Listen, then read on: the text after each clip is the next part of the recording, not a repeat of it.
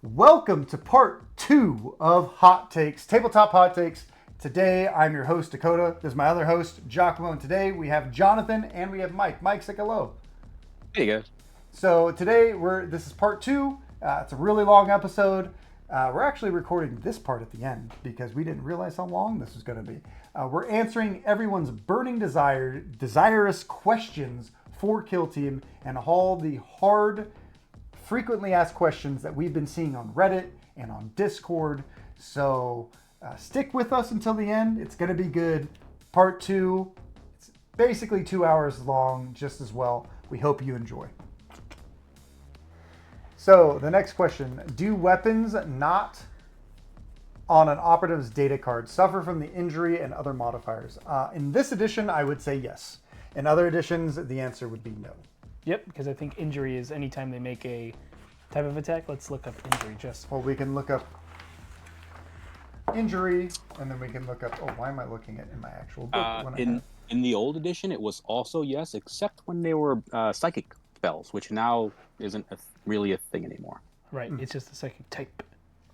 It says, when you select this equipment, select 2 explosive grenades. Each selection is a ranged weapon your operative can use, but your kill team can only use this weapon a total number of times from the battle equal to your selection. What does injury say?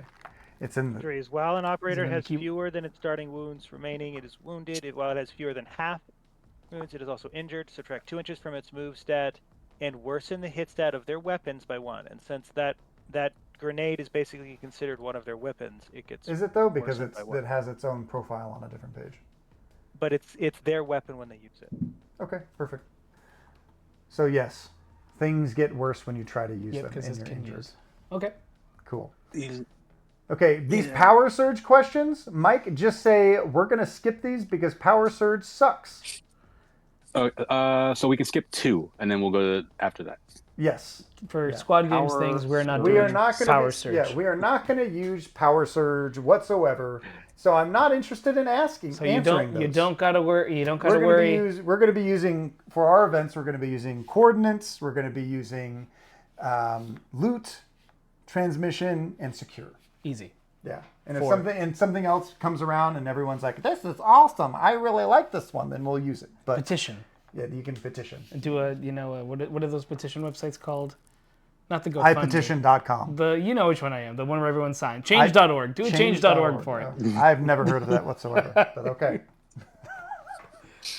So the next one is, when selecting a strategic gambit primary op, how does this interact with the Cabalite Arch Cunning abilities? So this is relatively easy. If it's your very first one, you have to choose a primary.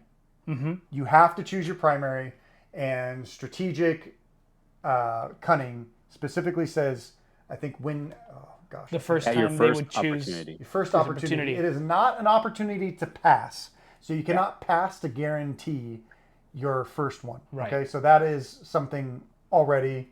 Don't try it. You have to choose a primary. Your opponent has to choose a primary. If you forget a primary, call a TO, call your friend, phone your mom. She'll tell you to pick one of them. So I'll be, hey mom, choose crit op, kill op, or tack op, and she'll be like, kill op. I'll be like, thanks, easy. Got that dog in her, right?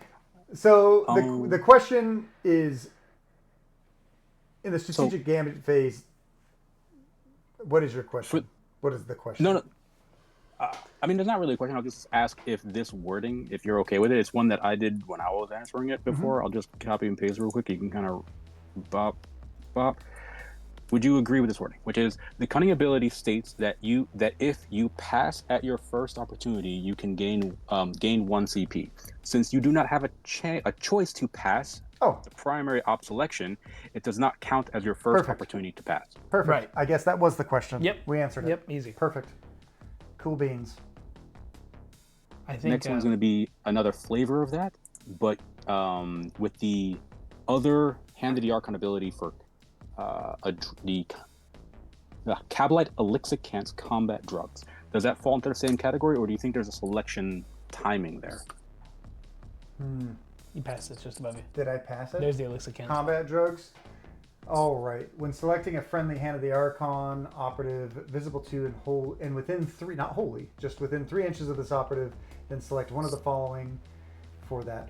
To gain 2d3 wounds, to select a combat drug for this battle, replaces. Okay, I'm confused. Which adrenalite? Yes, During a adrenaline. strategic gambit, select one friendly operative that has this combat drug to gain one of your pain tokens. I think it is a strategic gambit, so you have to use it during the strategic gambit phase. Yeah, it's not saying there's a choice. You don't have a choice to pass. It's just telling you to select one. If someone has the adrenalite, someone has it, you select who gets the bonus. That's it. Moving on. It doesn't eat up at your first opportunity to pass. Correct.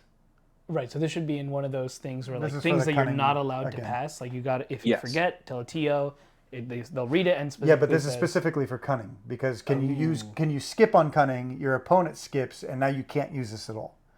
That's the problem. This is not skippable. Right, you have to you use have this. to You must use it. use this. And then if your opponent skips, and then you skip to try to get it, then your opponent skips, and then the game starts. Right, right. So this is one of those that it has to happen regardless of what you say. At least in our opinion. It should, right? Yeah. I agree. Okay. Jonathan, are you on board too? Right now, yes. Okay. All right. Tomorrow, who knows? Yeah, tomorrow, who knows? All right, so we're going to move on to Commando Bomb Squig Deploy on Conceal. So in my opinion, I looked into this one quite heavily when I was answering this document. And I think that when it deploys, all units deploy on Conceal. Right. And Okay? then the squig, And the second it activates, it must go on flips to engage. Yep. We also Agreed. should read. Oh, no, actually, So yeah, if people see. want to see that, we can pull it up because, I mean, there's a reason why it was asked, right? Where's this? Yep. Where's Commandos? Commandos. Lower. Bueller? There it is. There you are. You know, the first person's going to watch it and be like, watch that part and be like, dude, it's right there. It's right there. It's right there. It's You right know? there. And if you guys agree with me, type in "it's right there" in the YouTube comments. And no one else is going to know because they probably didn't watch the video To this long. point, you know? There All it right. is. So, There is a Twitch chat if you want before we can move on. oh, what happened? Wamat says on page 37, but any rule labeled strategic gambit can be used. On page means 37? optional. Oh my let's see. gosh. I got you right here. I'm there. Now, Right, someone. Okay. Matt, why are you making us go backwards? Hey, this is important to know. though. Games Workshop, why do you make Starting this player difficult has for us? initiative. Each player alternates either using a strategic gambit or passing. The players repeat this process until they have both passed in succession. Strategy ploys are the most common. Yeah. I would say in addressing to that, we can reread the rules that we talked about, but those are strategic gambits. Those are strategic gambits, not things done in the strategic gambit phase, right? So the adrenalite isn't a strategic gambit per se itself. It's just something you do in the strategic gambit phase, right? Well, No, I we're believe it's looking at it right strategic now. It gambit. just Yeah, it says says strategic strategic gambit. gambit. Select one friendly Yeah. operative that has this combat drug You to have an option. gain- It is not a forced action either. That's what I was trying to So catch maybe up you on. could just You leave don't it. have to do that action. It is simply a strategic gambit that is an option to you. So And does that unlike mean the ones that primaries? have it- Does You that mean could your double pass or- primary. I think. No, that means but No, you have to the select primary. a primary. Yeah, that's in a different step. That is it. Okay, it's a different Is step. it? Is okay, it though? okay. Is it Yeah. though? Is it though, Let's John? pull it Look at up. right here. As a strategic gambit, in the first turning point, each player secretly selects one of their tac ops to be their primary op. At the end of the battle, they reveal their selection to score additional VP. When the battle ends, that player with the most VP is the winner. So as a strategic gambit in the turning point, That's a strategic gambit. So you could choose not to and just so double approved pass. ops just screws up the entire game. Same I thing. don't have Same the thing approved with ops Universal. This so I'm honestly, like, this should say where it do you think happens it's happy on that? right before it. That's what it should say for the strategic gambit. Like it's not a strategic gambit; it's just something you choose. Well, it says in the as phase. a strategic Right, gambit. it should just be- over here in Play the Battle. It says as As a strategic gambit. gambit. In the first turning point, each player secretly selects one of their three ops Oh, boy. to be their primary op. This could be a card that you place face down, conceal a dice showing their selection under a cup. That's so easy to be like, oh, I don't like kill op anymore. Right. Crit up. Wow, that was way better. Make sure you use a card. Write it down somewhere. Yeah, tell your them homie. you homie something. Yeah. Yeah. I mean that there's nothing that says that you have to take those or do those actions. So you could. So are you seems- saying Someone are could you saying that mistakenly somebody forget could that, just and then forget you just to lose take a out those primary? points? Because Jonathan, that is going to happen. I'm going to beat Look, you I- up. Someone is going to do that. I am inconvenient for a reason. But We there's asked you to nothing be on there that convenient. says you have. I So realize maybe that, and again, in the dictionary, inconvenient is not that word. It has convenient in the word. Dude, I thought we blew through those questions. I was like, oh yeah, finally making no. time. And then we get dragged back by the Twitch chat. Okay. Dragged back. But thank you, Twitch Dragged. chat. Thank you, Twitch Thank you, chat. Twitch chat. Okay, I so was thinking the same thing, but I needed to like consult the lore tomes. And I Are was like, where we- is that? gonna say that you must, because So there are there people is- who are gonna forget, and somebody's gonna totally abuse that and say they didn't choose it. It's a strategic gambit phase, so they don't get this anymore. It's gonna happen. So are we gonna stop that now? Yes, I think there is always the option to say we appreciate that rules as written that can happen, but we're saying we're going to play rules as intended. We don't believe that's the intention. You should never be able to just skip. So let's say rules as intended. It could be rules as written. You know, I'm not an English major. I was a communication major. I learned how to talk to people. Right. I didn't learn how to read good because I suck at reading good, and that's G-U-D, not G-O-O-D. Right? Get me right, dog. D-U-G for dog. Right, R-I-G-H-T. Yeah. Right? You mean this hand, right? Exactly. Yeah. Okay, so there are some operatives and stuff that have strategic gambits that you might not want to have to do every turn, but we should say that for the primary card, op, it is primary a ops, you mandatory.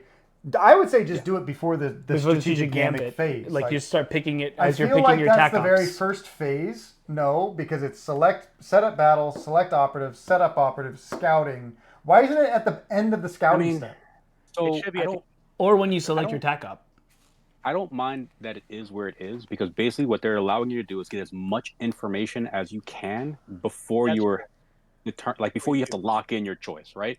So if the earlier they put this, the less information you have before saying, "Oh, I want to go kill up," or whatever else. You know what I mean? especially when you find out what their That's equipment fair. is. That's so- fair. That's yeah, fair. So that's maybe you fair. just do it instead of as strategic gambit. It just happens right before strategic gambits begin. Yeah, so I think rules is intended no matter what. Just pick your primary op if you're playing with the approved ops, because hey, maybe you don't want to play with the approved ops, and Yeah. that's fine. Maybe you're playing co-op and you don't care about any of these things because you're fighting yourself. The bots. Well, we're not talking about fighting yourself. This is competitive here, where the sweat happens. Thank you, Matt. So And doubling back, Marty, I think he also mentioned something about it. doubling back, I'll put before the primary one that this will be played as we interpret the RAI, and then go on from that to say like it's passing the primary up doesn't, or not passing the primary up doesn't deny you from that. But then go into the What did Cabalet Travis one. say? What did Travis say on this? I'm interested. Let me go. Because now it's like, Did I don't he have say to you have include to? Travis in this Right. entire argument. He's not even You know, here. 'cause- We're mentioning but it. but I know his answers. Thanks, Travis. Appreciate you, my guy. I will look it up. Give me one Okay, second to he's gonna, find it. He's gonna look it up. Meanwhile, we can talk about Hobby Highlander. Hobby Highlander is the show where- it's a show that we blindly test paints to find out which is the best, so that you don't have to. Newest episode coming soon. Yeah, newest episode is coming soon. I just have to. What edit color? it. Soon is It's relative. gonna be blue, Yeah. and then it's gonna be Arguably our favorite color. yeah, it is both of our favorite color. And the paint is amazing. In fact, two of the paints in the range are Incredible colors. yeah. And then the very next episode is War Paints Fanatic versus all 6 of our Hobby Highlanders, because that's the first time we introduced them into the show. And yes, it takes us a while to edit the episodes. Deal with it. Sorry. It'll get there when it gets there. Promise. One day. Do you have So- Travis's Yes. wording? Cool. So I have it for all of them except the kill op. That was not on the list when he answered this, and he's going to be adding that eventually. But as far as power surge, Not Power Surge. What are we talking about? okay. I thought you were the president. So we'll go down to the Elixicant. No. Travis says it is Only- a strategic gambit. It is a strategic gambit and can be skipped, though passing the opportunity to gain a token is probably pretty sad. And what is that what he said about primary? Probably also the same, I'm guessing, because he's Well, ruling this. that's- That's what I said. That primary wasn't on the list when he answered because it was a new addition. Oh, okay. But he probably would answer the same because precedence Yes. of him saying this was strategic gambit, Fair. but it would be sad. Yeah. We're just going to make it so that you must pick it. Yeah. All right. So we're going to the Zangor's Warriors Auto Pistol. Thank goodness that's the next question. The answer is yes. We are going to make it have a range of 8 because currently, when you look at what Warp Coven's right in the middle. Perfect. Is it? Well, when you go to your selection, right in the middle at the top. When you go to Warp Coven and we scroll down and we look at their operative, which is the ops. Zangor Warrior, we can see that the Zangor Warrior Auto Bolt Pistol does not have a range. Oops. Chalk it up to that's- 33 teams being made at once and something got wrong. Exactly. Yeah. Which I will come up with guarantee- something else, I Having to go guarantee, too. different languages and everything else all at the same time. Stuff gets cut on the cutting room. I'm sure that they just forgot to add the 8-inch range. I think it makes it rather easy to... Rules as intended. Rules as intended, 100% 8-inch range. So if we use the Warp Coven Tactical Ploy Capricious Plan at the same time an operative performs a dash, can you perform another dash action? The answer is yes. Because you ignore all restrictions when you're using the dash action. This is going to come up a lot, so we're going to flip to it soon, okay?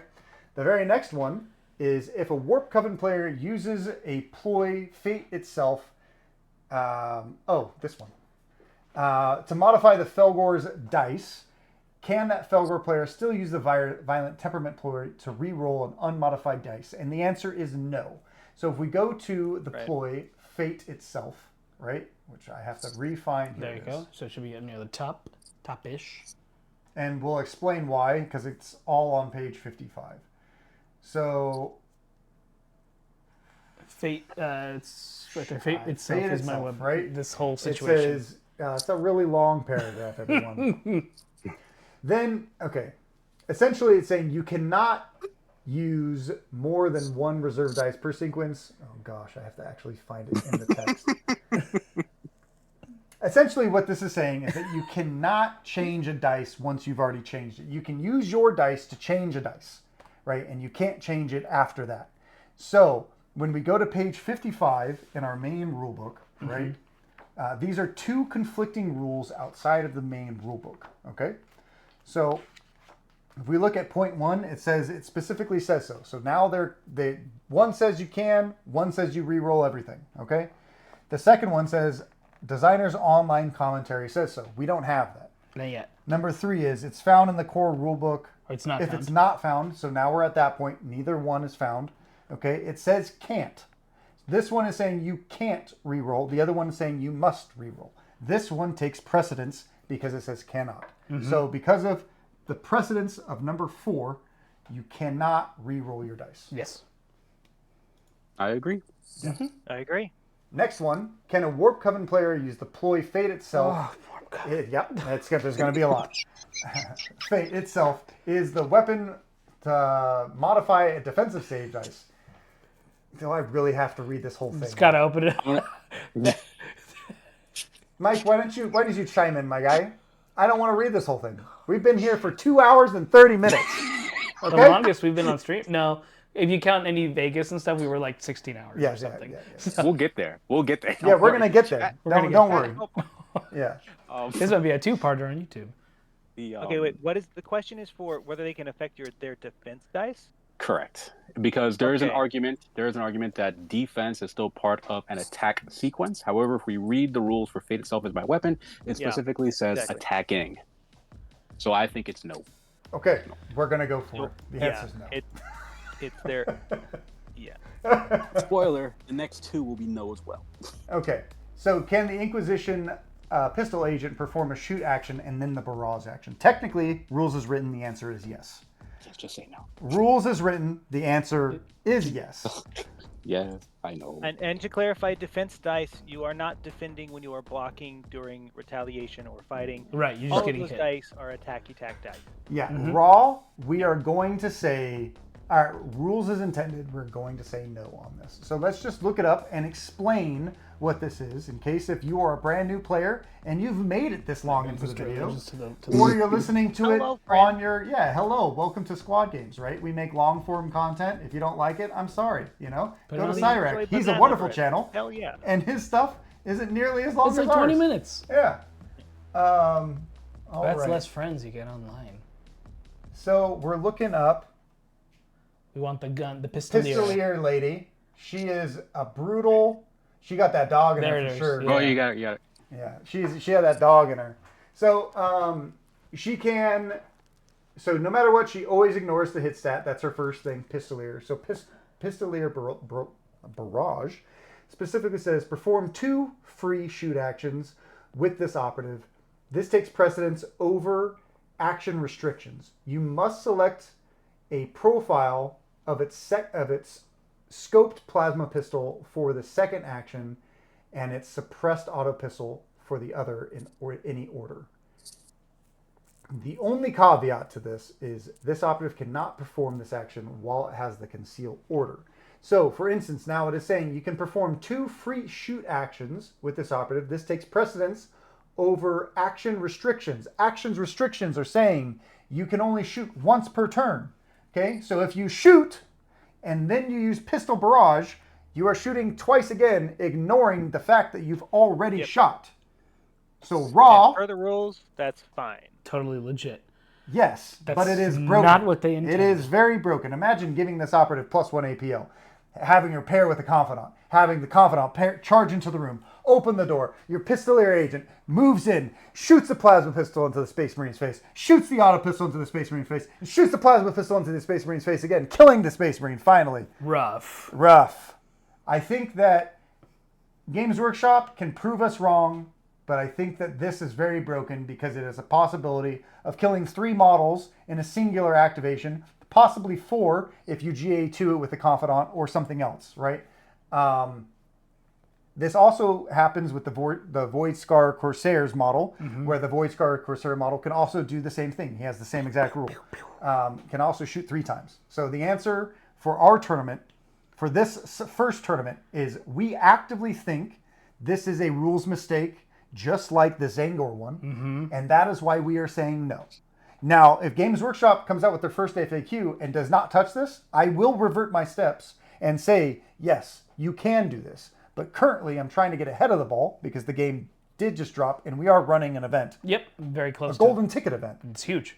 right afterwards. So we have to make sure that we're trying to make it as competitive as possible, because who just wants Inquisition models just running around murdering everything?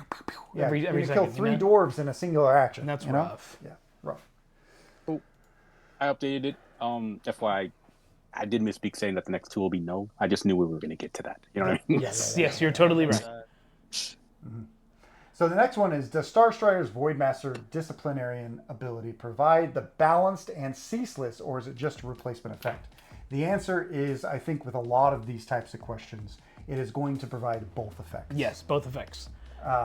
We can pull it up real quick so we can look at them. Wow, look at that. I found it right Perfect. away. Right on. It was meant for you. Wow. FYI, since you asked about Track 4, I do remember this one. He thinks that they're replacement effects. Oh, really? He thinks it's a replacement effect? I think it's just rules might be one of those rules as intended where they meant that, but that's not what it states. I haven't checked, but my feeling is balanced and ceaseless is super duper strong. Basically relentless at that point. Right? You may as well. Yeah. It's the Twitch chat is specifically saying, and then afterwards you could then Overwatch with pistol. You know. Yeah. That's a good one. Yeah. So we're getting crazy in there. People are freaking out over it. All right. So it specifically says here, which one is it? It's the You're looking for sergeant or whatever. sergeant with the shotgun and the pistol. That guy? I This don't- guy? Yeah. God, I Yeah. hate these models. I hate these models so much. They look he's so a bad. They've grown on me. They look They've so grown on me. bad. They've Okay, grown everyone? on me. They've grown on you? Yeah, Congratulations, Giacomo. Do you want to paint the whole team? Yeah, sure. Okay, do it. Yeah, do the it. silliness is grown on I me. like my black boss. Except my black what's her portrait, what's her thank you. name? The leader? I don't really care. Alistair The Vane or veil whatever. thing is like Just I'm do not the I'm dude not about that's it. smoking in the cane from He's such a cooler model. He's way cooler. Way We're on the cooler. same page, and I swapped the same model. That dude is way better. Absolutely. Or even put Eisenhorn. I don't know, something cooler. Yeah. You know. Also, this one has the same thing as the other one, where it can perform 2 shoot actions, but we're saying you can't do 2 shoot actions and another shoot action. Yeah.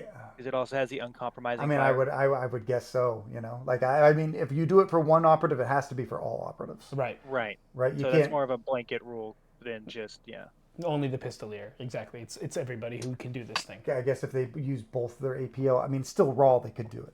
Right. You know what I mean? But we're doing it for SoCal. I mean, it's specifically just because the pistolier is broken. You know, Very busted. And not to say the shotgun's bad either, because if you're shooting with a shotgun, that's 4 damage. Like And that's the still relic really blast strong. is good Yeah. as well. Yeah, exactly. It's still really strong. So it says disciplinary and support whenever another friendly Navis operative is within 3 of this operative and that friendly operative's ranged weapon, excluding the privateer support asset, has the balanced special rule. If the weapon already has that weapon rule, it has the ceaseless weapon rule.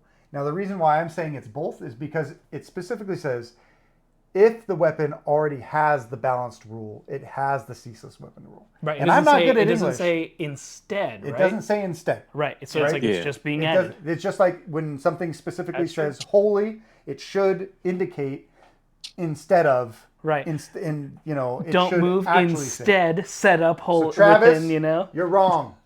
Well, I think. Well- in his defense, we both understand that train of thought. Travis just saying his whole he wrote up a whole thing about it, and he's saying that basically it should be RAI type of thing. It should be. I think it should be too, because I think that's also. I would too strong. agree. You may as well just go relentless at that point. So. Right. But it I doesn't don't say know, instead. Is there anything that has balanced and ceaseless? I don't Well, think so. you know what? It doesn't make But I guess sense these guys really have for it. balance. This guy it's has the it. rules as written.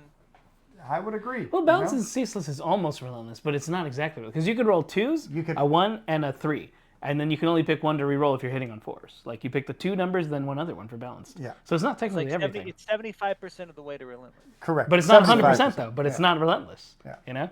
Just, So- It's almost. it's almost, but it's not though. At the end of the day. If you disagree with us, make sure you tell us in the comments. In the comments. If you're still watching. Well, 2 things. One, I'll put in there that we don't think it's a replacement. They'll get both. I'll put that for that. But then, chat does want to make this the longest video because we actually have another question. Okay. no. Okay. Let's get it. Let's get it. Ulti Mentra says, "Hey guys, have you talked about in what step in the shoot action that hot happens?" And I pulled up the rules so I can just read them out and we can kind of go from there. Let's do you're it. talking about that. So hot on page 111 says, after an operative uses this weapon, roll 1d6. If the result is less than that weapon's hit stat, inflict damage on that operative equal to the result, multiplied by 2. If used multiple times in one action, e.g. blast, still only roll 1d6. So the main thing to take away from that is just after an operative uses this weapon. So then we'll go to page 42 for the shoot action. And that's when we need to determine in which step of the 6 do we think that is. Roll attack dice right after roll attack dice. No, That's when you would use your weapon, No. right? I would say it's after at the it's end of the resolved. sequence. Yeah. After attack dice are resolved. Used implies that it has been finished with whatever the cycle of action that it was applied to. Oh, okay. Okay. Good point. It Good is point. used. Like when you use a Kleenex, it has snot in it or it has whatever. Mm-hmm. It is not mid sneeze that you are using it. That is using. True. Used is it is done with its cycle of action. I would And agree. since that cycle of action has steps, you still have to complete all those steps, but it isn't used until the end of it. Well, remember, I used does imply past tense, but hot says after an operative uses, so it's not technically used. It uses, so we're still kind Right. of So it's still kind of in between because I can pick up a I say tissue make and it easy, start blowing, Make and that's it easy. using. Finish all the After is rolls. itself. I would say finish all the past tense. rolls. Resolve everything and then roll the dice. I I can live with believe that. that's what I this can is. live with that because that's how it does it in 40k too. Yeah, that's I how can- it I works can in live- 40K. I can live with that. This is derived from new 40K's hot as well, right? So we're kind of on the same. I can live with that. Then it's easier for everybody. Hopefully that helps you, Ultimentra.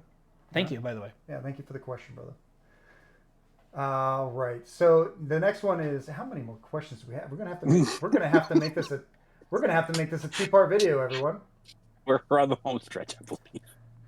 Lord Almighty. Lord. Should we just power through? No, what we're gonna do is we're just gonna finish the video, and then this is gonna be a 2-part episode. That's what we're gonna have to do. Yeah, we're gonna have to record a new intro at the end of this whole thing, and trust me, I'll keep it in. So you'll see 2 intros. You'll see it again. I just won't cut it. I'll cut it originally, put it in there, and then I'll put it back at the end. That's the bonus we give you here when watching our streams. Yeah, bonus here at Squad Games. 2 intros at different times. Yeah, crazy. Wow. Maybe we'll just make an extra one just because. Welcome to Squad Games Hot Takes. Yeah. All right. So it says, does the Legionary strategic... Now, Jonathan, I know that you might have stuff to do, so if you have to dip, you have to dip. I gotcha. I'm good for a little bit. All right. Okay. Does the Legionary strategic ploy Fickle Fates provide punishing and relentless, or is it the replacement effect? I think that it, once again, provides both, because it doesn't say instead of. Yeah, this one is a slightly different wording. Okay, let's pull it up. Might as well. It's the longest video in Squad Games history outside of our tournaments already, See, this is what happens when we get Mike on. I'll sit here and I'll talk to Mike for like 6 hours, and Giacomo's like texting me like, why haven't you texted me? Actually, he's never said That's that true. before. I just assume you're doing something. Yeah, and you'll get back to me said that. eventually. Yeah. You said it on the phone, though. I did. You're like, yo, That was you didn't yesterday. call me in like 2 days, Mike. I did. I was thought you like, were I just dead. assumed you died. It's like, well, he always calls me. That's why I've never worried until you start and don't call me. I assume you're not going to text back. I just don't assume you're not going to call at least. Yeah. That is a problem once I have your number, you're free game. You're free game. Like, ask Marty. I got his number once. I was like, yo, Marty. Where you at? Where you at, my guy? Let's get some dinner. No, I'm kidding. Yeah. He's in Arizona. All right, let's see here. Which guy is this? It's an ability. No, it's a ploy. Yeah. It's a ploy. Yeah. Fireflight ploy or strategic? Strategic. Yeah, Fickle Fates. Whenever Fickle a friendly Fates. Legionary operative is shooting a ready enemy operative, that friendly operative's ranged weapons have the punishing rule. If the weapon already has that rule, it has the relentless rule. And again, it doesn't say instead. It doesn't say but instead of. Instead. So I think we're still on the same page. Okay. But to be fair, I don't think that this one. I don't think it instead, because as opposed to like me thinking that balance and ceaseless might be a replacement, those are reroll effects.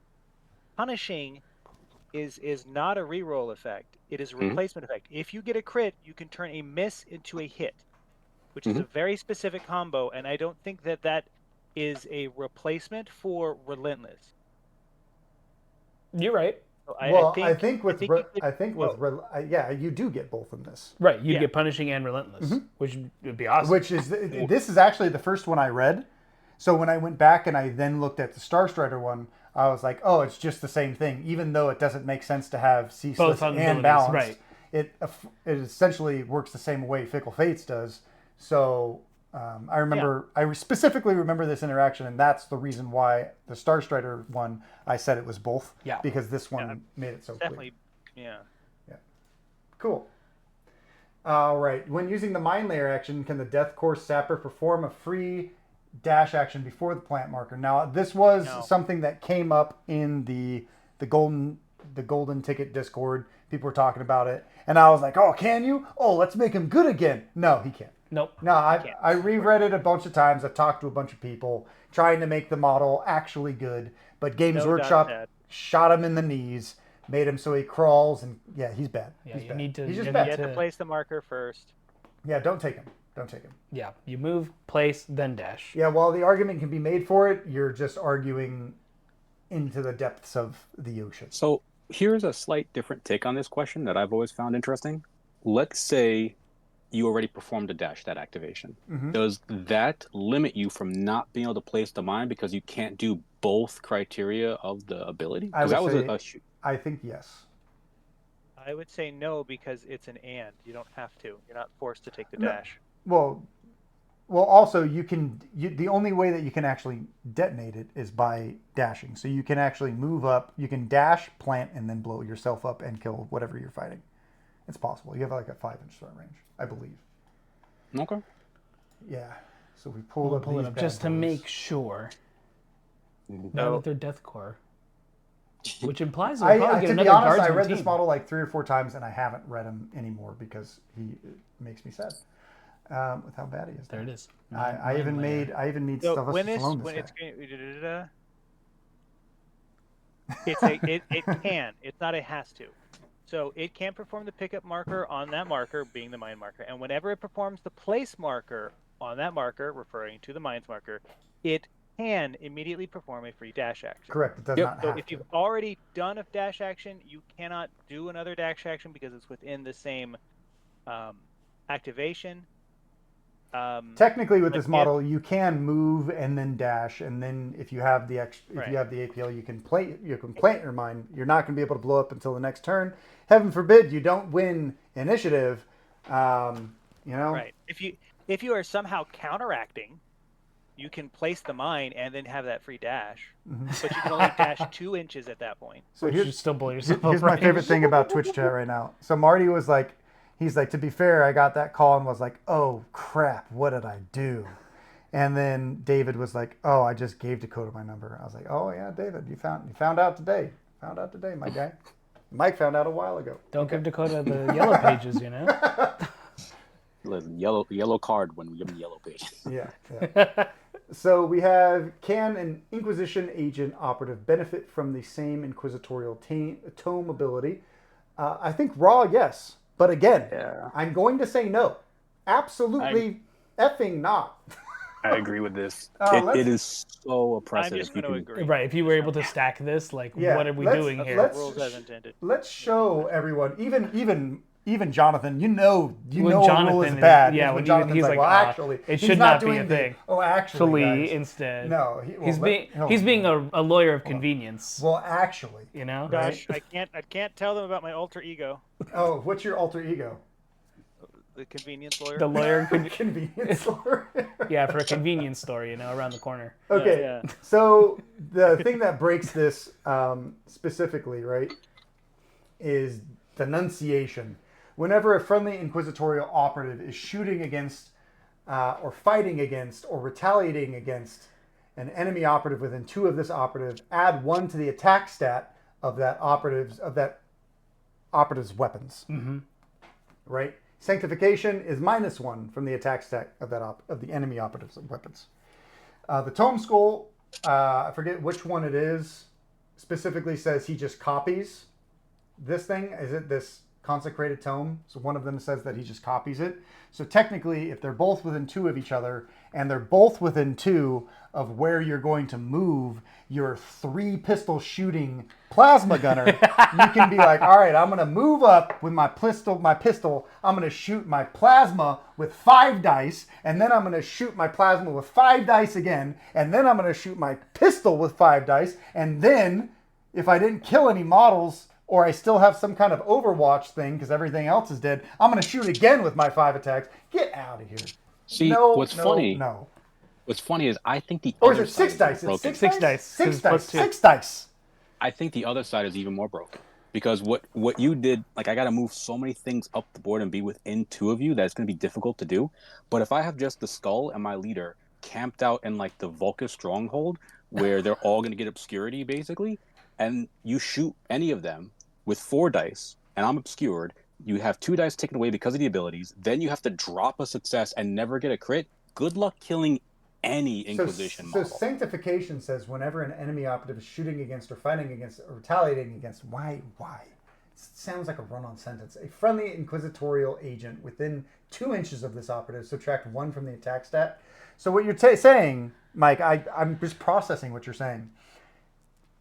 You can have both of these operatives within, let's say, where's your heavy gunner dude? Yeah, the servitor. Yeah. The servitor. Yeah, this dude with your plasma cannon. You put them both next to the guy, both with the thing, and then they're just like, okay, I'm going to shoot you. You make sure that you place this guy within an inch and outside of an inch of a heavy piece of terrain so that he's obscured, so you get minus an inch. He gets a cover save on engage. These 2 guys are next to him in conceal, and you're like, okay, well, when you shoot this model, you have to drop 3 dice. Yes. And I auto-retain 1 because I'm in cover. And Can't be killed. Yeah, You can't be killed. Literally It's impossible. insane. Literally It's impossible. literally a gun turret. They're just like, okay, I pick whatever. yeah. You can't fail. You can only Actual kill yourself by insanity. going hot. Actual insanity. And guess what, everyone? It works rules as written. There's nothing in this thing that says you can only do one. Sorry, Inquisition players. There's just you guys got so many rules that are just like. Well, I don't want to talk about Inquisition anymore. Is there any more Inquisition rules? I'm sure there is. All right. Okay. Okay. Let's get another Inquisition rule. No, we got a different one. We got some Nemesis Claw. Nemesis Claw. Nemesis Yeah. Claw. Return to Darkness Ploy. When this Ploy, only check the distance at the start of the end of the movement action. How does this interact with Into the Dark Hallways? All right. I guess we'll pull up these guys here. This one is a little tricky. This one's a little weird. You just have to move further, or you have to end in. I heavy? think as You long can't. as You long can't as end closer. yeah. You can't end closer. So you can move closer, like on Into the Dark. I think if you're within 2 inches, then you move around an operative or a wall or something like that. As long as you end further than 2 inches, even if you're moving closer to an enemy, Yeah. as long as So- you're further away, you're fine. So I think for the sake of ease, it checks at the start and end of your movement and doesn't care in the middle. However, does this mean that you can't read? Well, I guess you never could anyway. Yeah, no, it's fine. I think you start at the end of the movement. You're good. Yeah. Another question for you guys. For these guys, I don't know if you have it in here already, but I was asked this question today and I did not look it up. If it's so in Midnight Clad, it has heavy terrain within 1 inch of its control range or any part of its base, or any part of its base is underneath a Vantage terrain. Now, in Midnight Clad, the question was asked to me: could you be on a Vantage and still be within 1 of heavy cover? The answer is yes for the strongholds, because there's heavy cover up on the Everywhere. second Vantages. The question is, I think this is just a horizontal inch distance. So as long as you're within 1 inch of the edge, there is still heavy terrain underneath you. They no longer have the rule that you would ignore anything underneath. That was a rule last edition. If you're on a Vantage, any terrain underneath you is ignored. That is not the case anymore. So right now you can. In my opinion, Yeah, I think you can. I agree with that. They took you out can. that line. Yeah, they took out the line. So It'll, yes, it'll be 100% can. back. yeah, It'll come As back. long as you're like not on the part of the Vantage that overhangs nothing, yeah. you are clad in the mid of night. Dude, let me tell you, it's gonna come back. A buddy of mine plays them, and he's not like the greatest player. They do so much work; it's insane. I know. They're crazy. They're a crazy team. There's a reason why we put them in our S tier. they're Tier list video. they're If you haven't really seen our tier good. list video, go check it out, Please. please. Yeah. All right. So this one says, okay. So That was did the one we we get just this did. one? Did Yeah. we answer this one? No, we didn't answer. No, we didn't this answer. Oh no, because we need to do the. How does it interact with Into the Dark Walls? one. Well, you can't measure around or through walls. Right, you So have to as long as physically you go just around. move, you can move just a tad. You can move ultimately closer to an opponent, as long as the distance is greater than, because you cannot measure through walls of Into the Dark. You have to measure around walls in hatchways. So, So how about it doesn't need to be a physical distance. It is the actual distance from a model to a model. Yes. In my opinion. Games Workshop can prove me wrong. Well, we'll see once this gets submitted. Then they'll be like, "No, you guys were wrong. You're like way off." Yeah, but who knows when they're Maybe even they're gonna like, "You answer guys questions. are like spot on." Hopefully they answer something before Las Vegas Open. Well, it's supposed to be a quarter, right? So we got 3 months. We got time. Maybe by Christmas. Maybe. It'll be the Christmas It'll gift. be our Christmas present. Hooray! Hey! So I put you need to maintain the same distance from the start and end of your movement. Distances are never measured to models through ITT walls. There you go. Good I enough. think I can live with Perfect. that. I think it's good. Who has another Type C cable? I'm also dying. Here you go, G. My Switching phone. it up. Oh, yeah. There we we were go. not prepared for hot takes tonight. Not as long as this was We were going to not go. prepared. But I am enjoying it. I Wow. will probably be dropping after a question or two. That's fine. I have, That's fine, Jonathan. Thank you for coming on, man. Thanks. But It's been a long one. next one. This is it the has been second video amazing. already. So much fun. Yeah, this is the second video already, Love everyone. You know? I think. Jonathan, it's such a shame you have to leave there so soon after the second video. Yeah, started. man. I It's mean, only been an hour. Like, what are you doing, my guy? I thought you said you had more time. I'm so sorry. I have other things. I have to go. My alter ego is calling me. There are The conveniences to go lawyer. That's true. That's true. That's true. How inconvenient of you, my friend. Dang. His Jekyll is fighting. Oh, no, his Hyde is fighting Jekyll. Yeah. Exactly. So when I will count for one of my favorite teams, which is Hierotek Circle. Okay, all okay. right.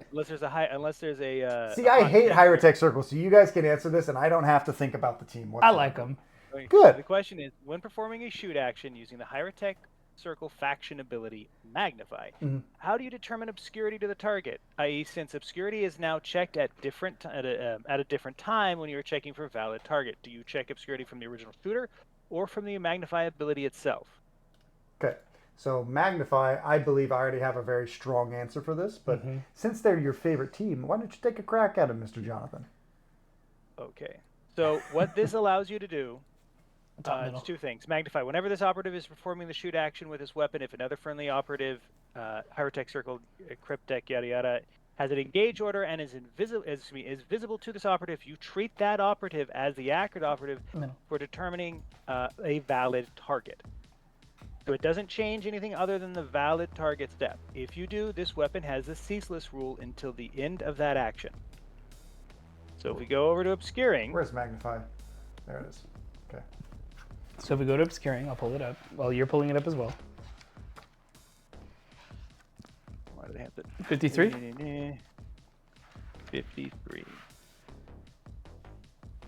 So what are you saying? Obscuring, it doesn't matter as much, Jonathan. What are you saying? I think the question specifically is, do you target from the original model or from the new model?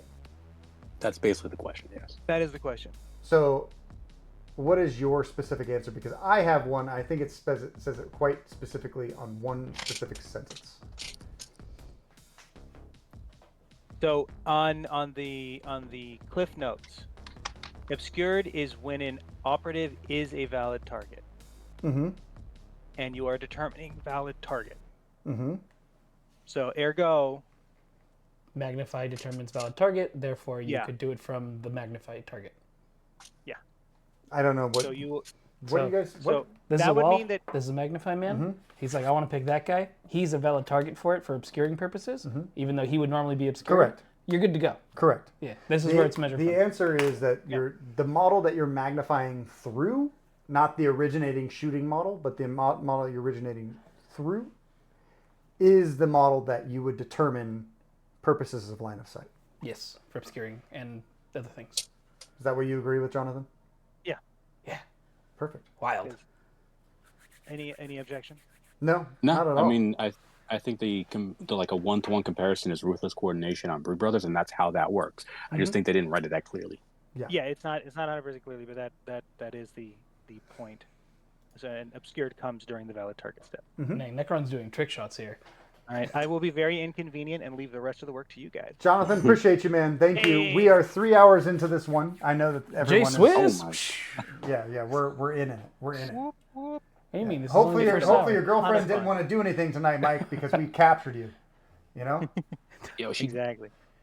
not here for another hour and a half, so I'm good. Let's go. Oh, we can definitely do Right, this you in an guys- hour. you guys have I'm a seeing the lawyer, last you guys page. should be fine. You left us said in it. good hands, Jonathan. Thank you. Good night, man. Good night, all. Thanks for Till coming. Good next night. time. Good night. You got it. J-Swiss. Nice meeting you, man. Bye. Whoop, whoop. All right, so now. we have Oh, to- Marty just texted us like 6 times. He said, I don't know if Marty is agreeing or not. Giacomo, what do you think? Let's see. What does Marty say? He said he hard disagrees. From other purposes from the model. Marty's also a very smart guy. So okay, I so do- Hierotek. I want to say I do think rules was written. It is that you don't do it from the new person, but I think that the one-to-one comparison of making it precedence of ruthless coordination, that's why you do. Agreed. I think Kill Team needs to streamline more than it That's a good point, tried too. to. That's a good point. Yeah. Because it would be measured from this original purposes. Yeah, Marty disagrees. He thinks that it is from here, but that is why we have Games Workshop here to tell us what Games Workshop is actually doing, because we're just fans. We're just two dudes. Just 3 dudes, 4 Three dudes. dudes. A bunch of dudes. You guys are watching too. Yeah. And chicks. And chicks. Yeah.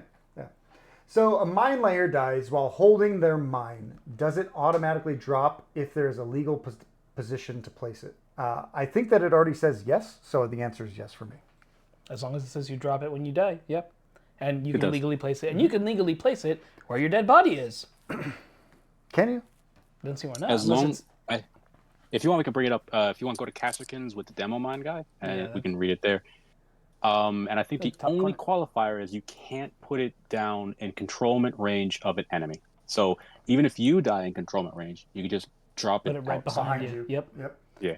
So as long as, yeah, I guess Unless as long if you as get it, surrounded by Right, like a then- bunch of cultists that just beat you to death. right. Like, they really want you to not drop the Oh, mine. you guys want to know another spicy thing? you were- Sure. You were right at it. No, okay. You're right there. And then you want to read just the marker cannot be placed. This operative is carrying your melt-to-mine marker. It can perform the pickup marker action. Okay, so blah, blah, blah, blah, blah. It can, whenever a place marker action, it can immediately perform a free dash action. That marker cannot be placed within an enemy's engagement control range. That's the only thing stipulating that you can't, right? And then the And right down here it says, the first time a melt-to-mine marker is within another operative's control range, remove that marker and inflict 2d6 plus 3 damage on that operative. If it isn't incapacitated, end its action, if any. If its actions aren't fulfilled... Oh my gosh, it's been too long.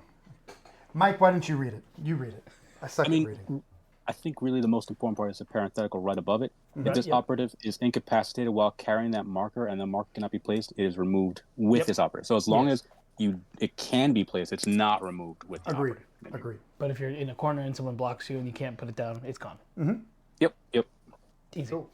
Perfect. Dang, he does a Call of Duty move. He drops his mine and then dies. Yeah. He has free martyrdom as long as he's not in control Yeah. range. I like it. I like Which is really strong. That's really strong. Like, it's like one of those, you can play aggressively and be like, if you kill me, I'm going to drop this where I want it to fall. Like, so By the it's way, kind I of will- like, do you shoot him? I will point out for the people sticking with us this long, there's a lot of like really good competitive tricks and tips that are being kind of hashed out with these rules that will probably help you win some games and kill Yeah. them. Hopefully. You know, because you'll know how the interaction works and you'll explain it to your opponent. They're going to rethink their life and, they quit and then you win.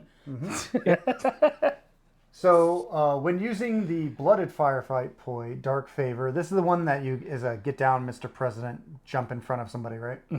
Yes. Yes. I know that Mike does not like the get down, Mr. President coinage. What would you rather call it, Mike? Maybe we can redefine it this tonight on Tabletop Hot Takes. I'm too tired. I don't know. Get down, Mr. President, it is.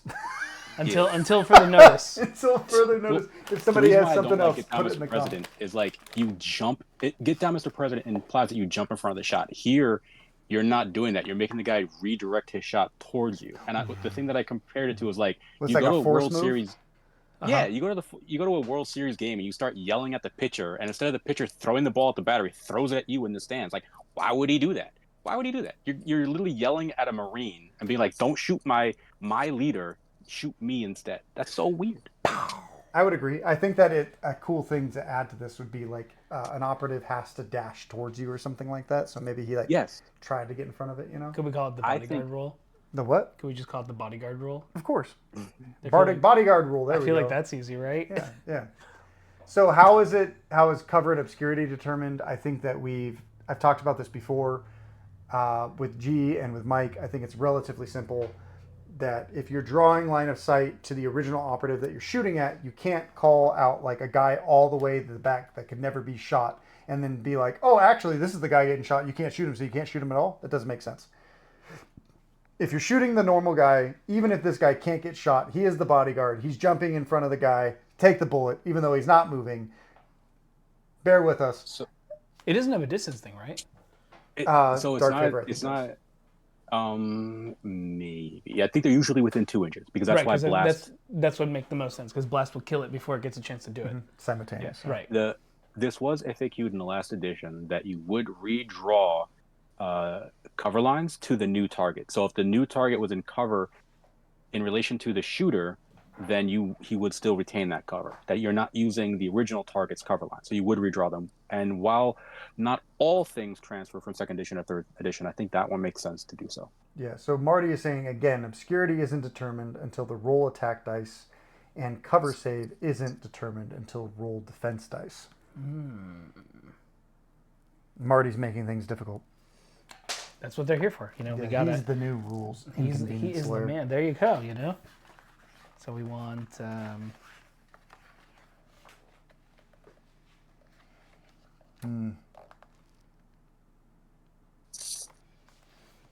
don't know. I honestly don't know. Marty's making me double think myself, It's important to. question myself. That's why it's a good FAQ question, right? Yes, I we need think GW. rules. I think rules as intended. It's specifically saying that, this will work the way that we're saying, whether or not it's correct in its interpretation right now. That's probably how we'll rule it anyways, and if we're wrong, then, so be it. Or if somebody can tell my non-addled rules debating brain after 3 hours, or maybe somebody in the comments makes a really good, something really good. We can take that under advisement. Or maybe Games Workshop just replies as a comment and just like, yo, here you go, my guys, or they just put it up on On the Warhammer community site. And There you go. We can all not have to do this. All right. For the purposes of this, do you want to go and say we'll use the precedence of GW's previous FAQ and say that cover lines are drawn to the new target? I almost want to say no because this is a new edition, so therefore it's not the same FAQ. It's not the same FAQ. Exactly. I agree with that.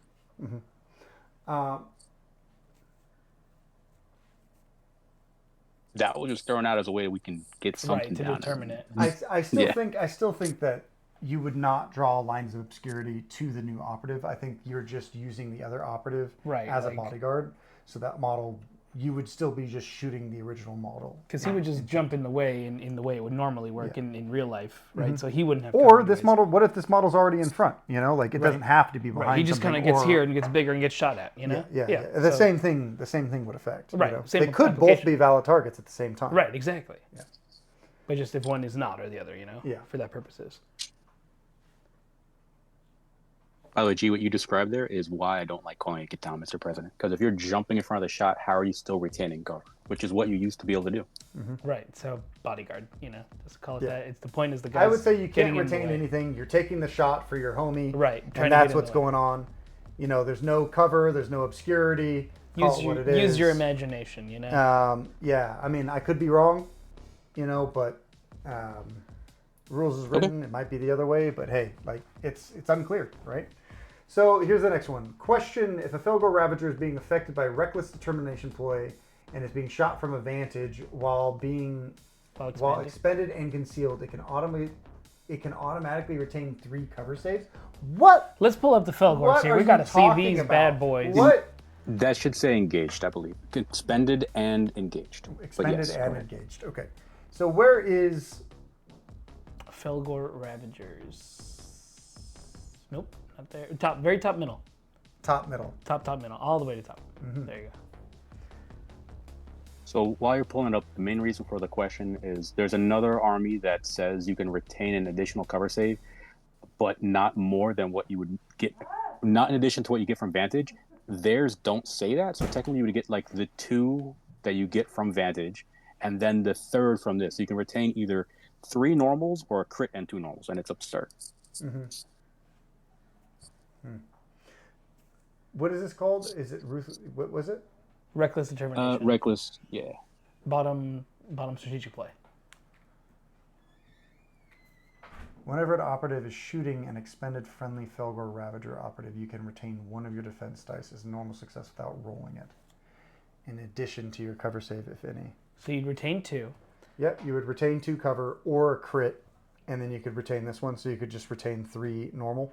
But you would, I think it says specifically you have to choose beforehand, right? So you would choose to retain all 3. Or decide to roll. Yeah, I don't see why not. I don't see why not, yeah. There's nothing saying that you can't do it or you shouldn't do it. It goes back to like, is this intended? I don't know. And But the likelihood it's so is unclear of whether it's intended or not. yeah. I mean, it's just one of those like it fell through the cracks and technically works. I mean, but it's not anything Maybe it was that's meant to be. and it's not anything that's breaking the game. It's not breaking, but it is very strong. And there It is are very other strong. instances where But they it's your call out whole that you team, can't. right? And It's you your have to be whole team. expanded, and you got to be It's on your the whole team. Vantage. You got to It's have your whole team. It is your whole team, but you have to set up yourself in a way that's like you Yeah, don't just you get go it. on engage, you charge somebody, you kill them, and you're still hiding behind a barricade. Oh, I'm going to shoot you with this. I'm going to retain 3 cover saves. That's insane. Well, here you'd get only the one extra, right? And Yeah, then you but get if the you're on one- engage behind a piece of cover and someone shoots you from a vantage, right, then that's when you get your you second. ought to one. retain 3. Yeah, sure, I guess. It's crazy. Just have seek. I Okay, don't know. maybe- Have saturate. Saturate. Just get rid of anything they'd have a chance for. Lord Almighty. Like if you play against Felgor, take saturate. They're gonna try to hide behind cover. If you have seek and saturate, take those 2 things, and you will stop them. And Marty's saying super duper deep in cover. You're not wrong. He is. They are hooves deep in cover. Hooves deep. So the next one is, does the worsen X of piercing weapons by 1, if any, rule affect models that ignore any changes to its stats? The Emperor's Will of Inquisition. Inquisition. Shout out to Alex for playing Inquisition. It's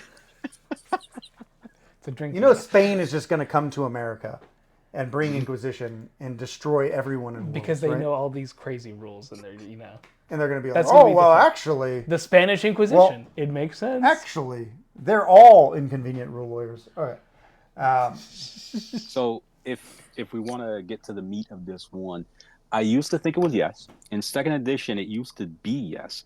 But now they changed the definition of things. And if we go to page 48 in the core rulebook, we can see that it shows all the data card. 48. Yep, 48.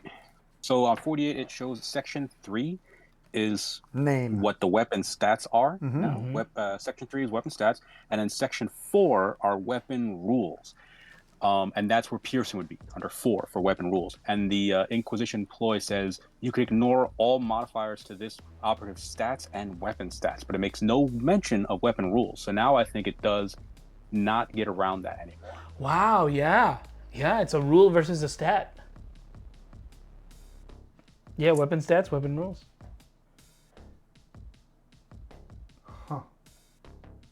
So All right. used to work Wait, second wait, wait. edition, doesn't work. Including its weapon stats. Yeah, and stats, but not rules. Oh, you're right. Yeah. Just making sure. Okay.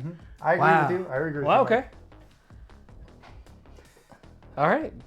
Yeah, that's a So good one. does the above interaction change the rules that say ignore piercing weapon rule?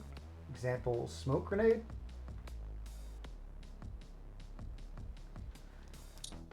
This one, in my opinion, it also doesn't get around it because it's not worsening. It's just telling you ignore the piercing rule, so you're not worsening any stats. Right. You I just agree. don't take it into effect. Yep. Okay. Yeah. Yeah. Easy. Easy.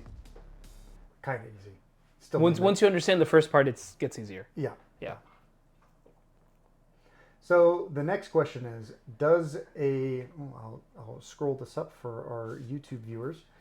Does a successful crit that deals 0 damage trigger the Nemesis Claw Terror Chasm? That's such a weird word. Ability. Or is the mortal wounds that trigger the ability? Wait, what? Does a successful crit that deals 0 damage trigger? What's doing 0 damage on a crit? Like the toxic grenade, maybe? Yeah, the toxic grenade. Okay. Can it do 0? I mean, it might. That's the question. That's the question. Like someone asked me this, and I think it might I think be they're way later. ultimately moot. I think, but there might be an interaction. I'm not. Okay, so what are we doing? We're looking for the Terror that chasm, man. right? Go up. You passed him. Keep going. That guy. Terror Chem.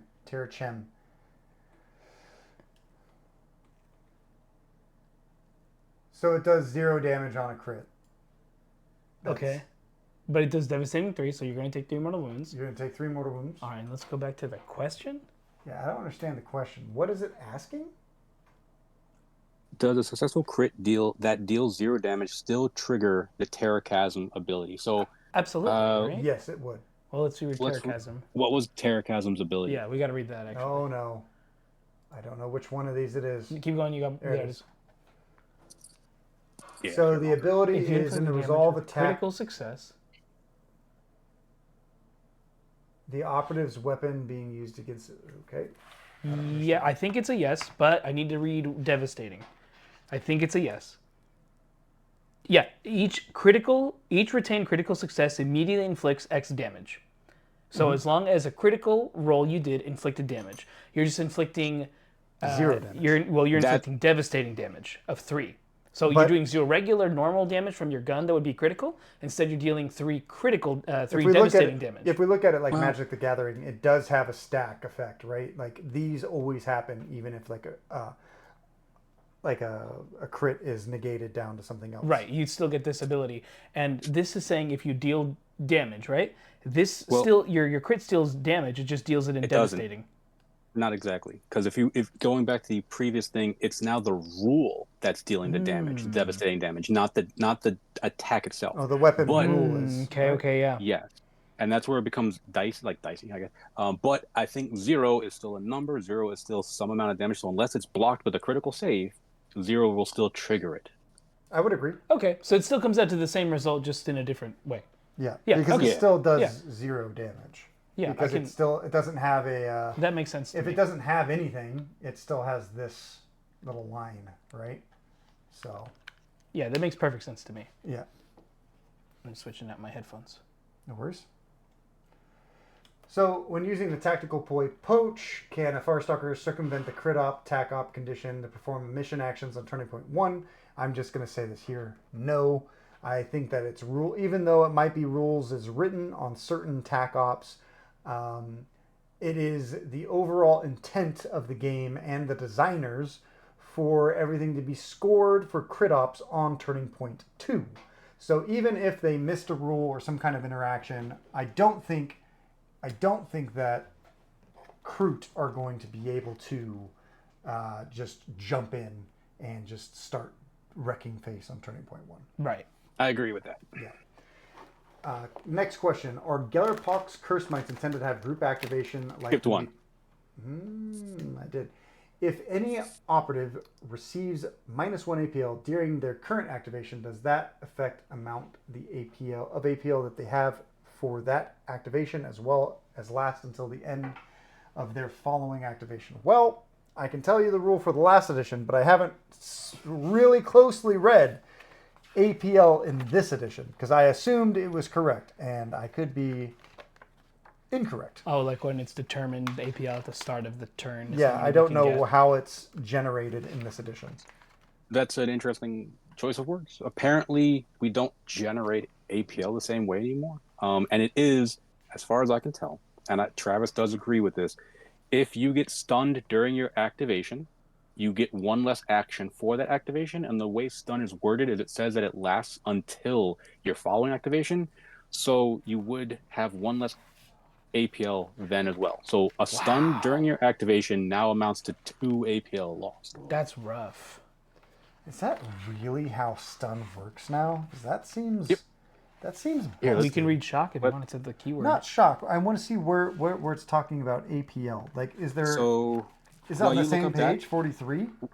while you look that up, I'll read stun on page 111. Mm-hmm. So if you retain any critical successes, subtract 1 from the APL stat of the operative this weapon is being used against until the end of its next activation. So now if we go to APL, which I forget the page, but we can find it. 49. APL action point limit. The total cost of action points an operative can perform during its activation, and a stat used to determine control of markers. Some rare rules can change an operative's APL. It's not really rare if everyone can take stun grenades, Games Workshop. Regardless of how many APL stat changes of an operative is affected by, the total can never be more than -1 or -2. This takes precedence over all other stat changes. We no longer generate APL at the you start of just our say it now. activation. I can see that. That's just If an operative So- has an APL of 2 in the rules and 2 rules say add 1 to the operative's APL. It would have an APL 3. If an operative stat changed during an activation, apply the changes once that action has been completed. Oh, so like you have 2, but you get 1 APL from an action you did. You now, after you finished your second one, you'd have that third one to use right after. So Okay. So only if it's been changed during an activation would you then apply the change once the action has been completed. Okay. Yeah, I mean, you don't generate You just APL have at the them. start of anything anymore. And you I would can- say that you are correct, that if you get stunned... I think that's there to help. That probably was there to help, like when you're in control So range that to would get an what, extra be on a APL. guard action? A guard action could interrupt a model's activation? There are a few ways to do this. One of them is with guard. Another one that will probably be the more common one is the Corsair Felgor. He has the Neuro Disruptor and can do an interrupt. So when you end an action, he can interrupt you, shoot you with his Neuro Disruptor, and give you -1 APL because it has stun. So I do think, though, that if you're doing guard on, like, opening a door and you're still using your move action, you would still be able to complete it because it does have the designer commentary here. If an operative stats are changed during an action, apply the change once the action has been completed. Right. And I'd agree with that. completed once you But do let's say a model moves and then you do the guard action and you give him a -1, breaking his interaction, then he would have -1. for the start of the next turn or whenever it goes away. I mean, yes. And another way to consider that too is a 3 APL. So, like, let's say a Marine moves through the door, opens the door, and then gets shot as soon as he opens the door. He gets to finish his move because that was an action that he already paid for with his APL. Correct. But then if he's stunned, he won't be able to do a third action point because he just received the -1. So he now no longer has that third. And then he won't be 3 when he activates again later. Right, because he finished his move action, and then that's when the other -1 takes effect. Correct. Cool. Correct. Easy. But does it last until the next activation, or? It does. Page 111. That's what stun says. I know you read it to me, but I was looking up the other one. No worries. So, if you retain any critical successes, subtract 1 from the APL stat of that operative this weapon is being used against until the end of its next activation. Wow. Yeah. I mean, it totally works. Gosh, until the end. I mean, I guess that's so if they're already used up, you shoot them and then they get stunned. Next turn, they still have stun. Yeah, if you do it's it- just really bad if you lose it when you're activating. Yeah. Wow. Totally. The mine layer is back, baby. Phobos mine layer. Yeah. Against elites. Really messes them up. Yeah. So the next question is, are Gellerpox Cursemites intended to have group activation like other mutoid vermin? And the answer is yes. Yes. It doesn't make sense that the Hulks are the only things in the book, like in the team, that doesn't have group activation. Everything else has group activation except for the Cursemites.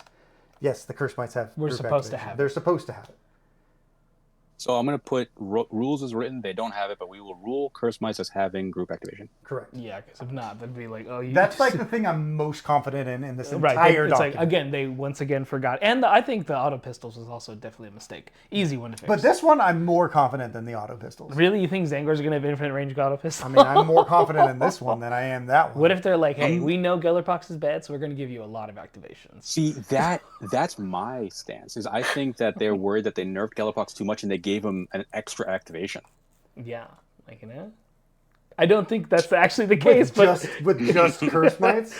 Mike, stop trying to trick it's me. the Stop trick. trying It's to trick the me. secret tech. So we have... We got like 4 warp covens back to back.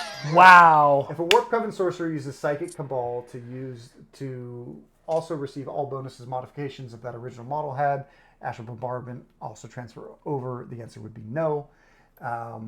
So you can't steal, your devastating wounds from a different sorcerer to then cast the same spell and shoot it at someone else. That is a no-go. They do not transfer over. I agree with that. Are all conditions of the temporal flux action affected by the Master of Immaterium boon? Yes. So you would have a 9-inch range instead of a 6-inch range for the temporal flux. I agree with that. Question: if players modify attack dice with fate itself Is my weapon. is my weapon, Can they also modify the damage with all dust ploy? Again, I would say yes. I agree with that. Yep. Yeah. Yeah. If an operative moves outside of the 6-inch range of temporal flux marker, but before the activation ends and moves back wholly within 6 inches of temporal flux, can you still remove the model and set it back up within control range of the temporal flux marker? The answer is yes, because the temporal flux specifically states is the model wholly within 6 inches at the end of its activation. So yes, so you can move out, you can charge, you can do whatever you want, and as long as you move back in and you're within range, you can then teleport it, move it back. There was another question, I don't see it here, about temporal flux. That other question was, can you use temporal flux and what was the other one, Mike? Cabal? I don't remember that one. Cabal? Like you could get a free dash? What is that one called? Oh, but you can't do certain dashes after an amount that you've already done, right? Capricious Plan is the one for the dash. Capricious Clan. Yeah. So Capricious Clan specifically says at the end of an activation. Temporal Flux also says at the end of an activation. This one I want to bring up because I think it's actually kind of important. They both say at the end of an activation. So we have to flip to page 55 to see how you would resolve these. And I think it's a little ridiculous in the end. Keep going, but I'm gonna pull something up myself while you do that. Sure. So since they both resolve at the end of your activation, Capricious Plan is specifically a friendly sorcerer gets to move a dash action regardless of any other actions that's already performed that turn. And then we have the other one also says that you can teleport a model. So the question is, can you teleport a model and then Capricious Plan? Or can you Capricious Plan back into wholly within 6 and then teleport? Right? So the answer actually goes all the way down to the precedence in bullet point 5, because there's no clear answer on any direction. When, right? There's no clear answer of how order of operations work while within kill team. So in my opinion, the player with initiative would decide. So this makes Warp Coven drastically better when they actually have initiative, because they can kind of do all these like crazy stacking tricks where they want things, right? Comparatively. Wow, fate really is their weapon. Fate is their weapon. The dice choose you. I have initiative. I have all the power. Hey, that's a secret tactic, right? You want to play them with initiative, having initiative. Okay. Yeah. Yeah. Okay, so the next question is, unless if you had something to add, Mike? Nah, we're good there. Okay.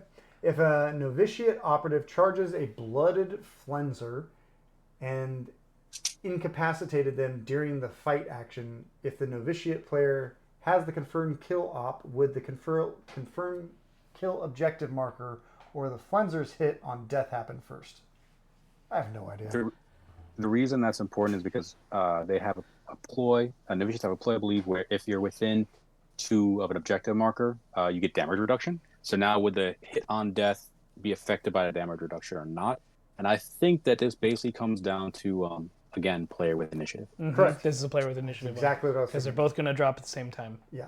So does that make the game more weird? Absolutely. So initiative is kind of important sometimes. Initiative is actually important. Sometimes Some you teams want initiative, yeah. and you don't want the extra 2 CP.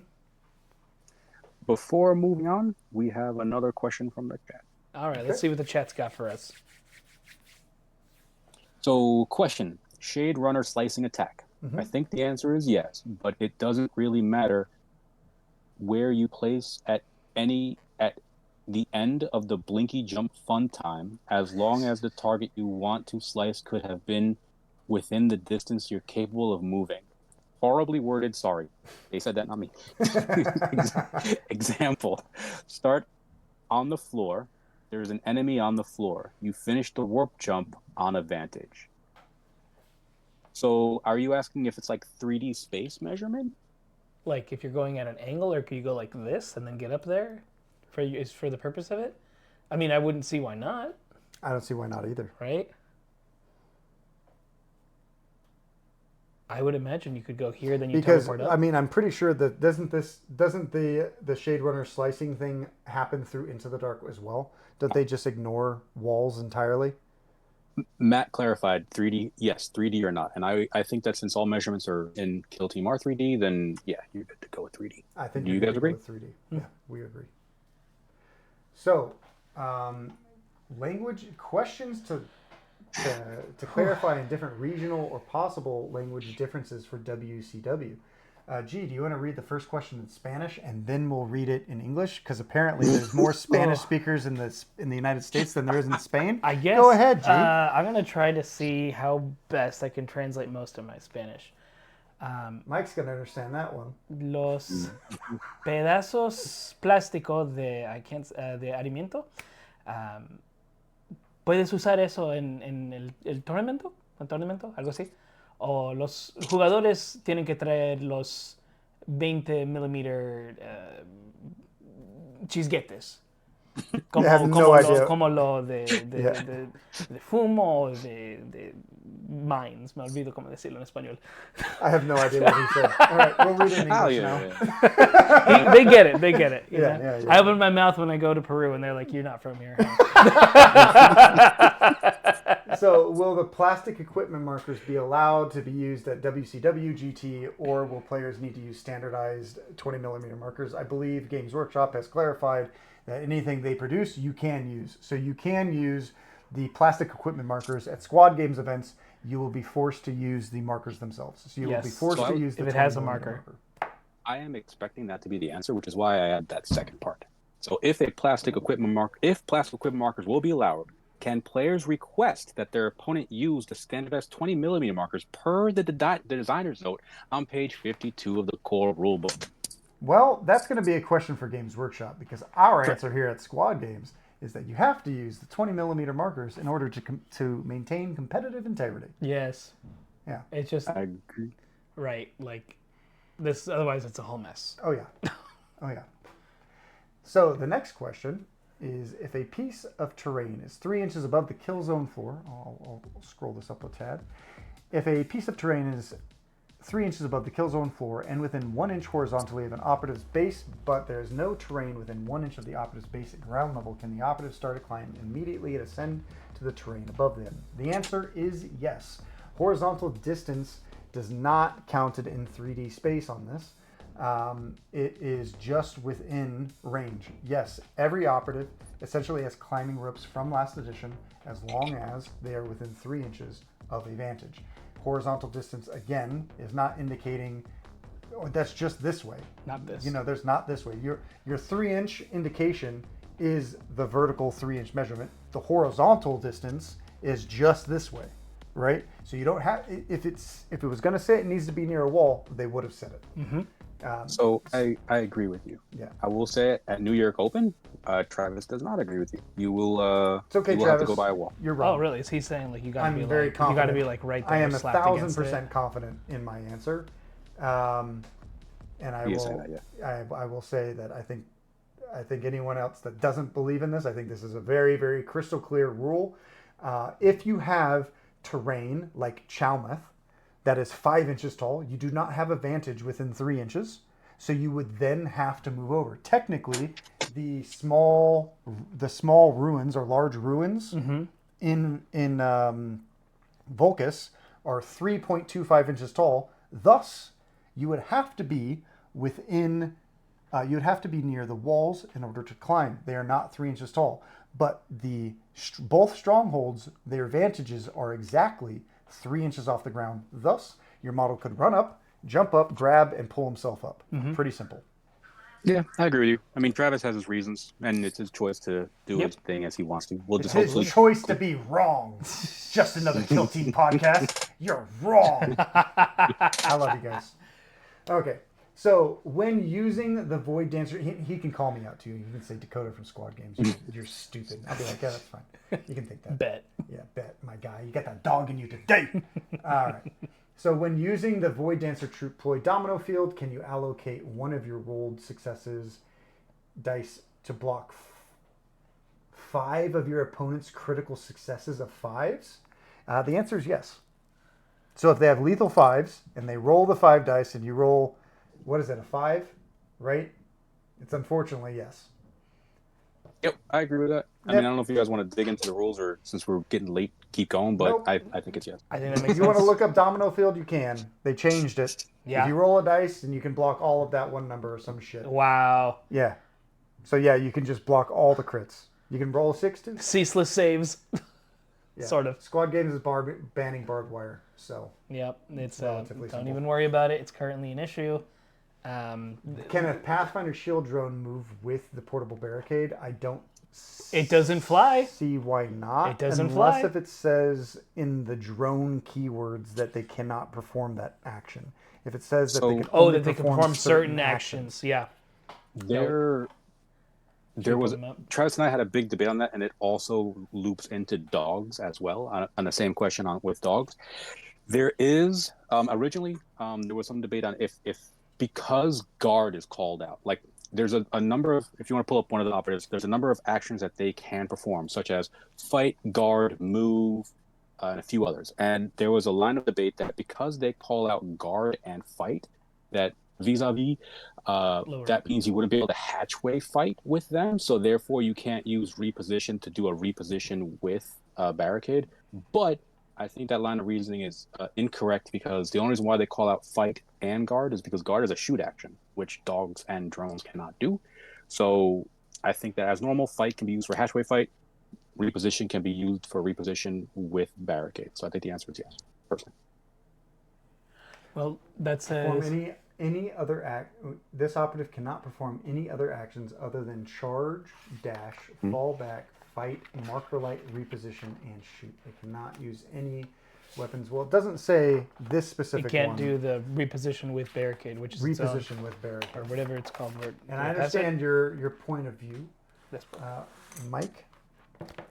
But since it specifically says right. Move with barricade is its own action. move with barricade is its own action, I would say.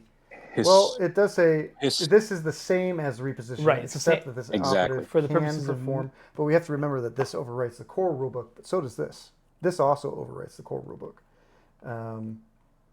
Historically, things that can fight or things that say you can fight for free can also use that fight for a hatchway fight, right? Because hatchway fight is treated as a fight, and things that will let you. I can see. Oh, yeah, your, I can see your line your of line. reasoning, Yeah, since okay. it is the same as the reposition action, except this active operative can move no more than its move stat -2, and it cannot climb or jump. Then I guess I don't see why it couldn't.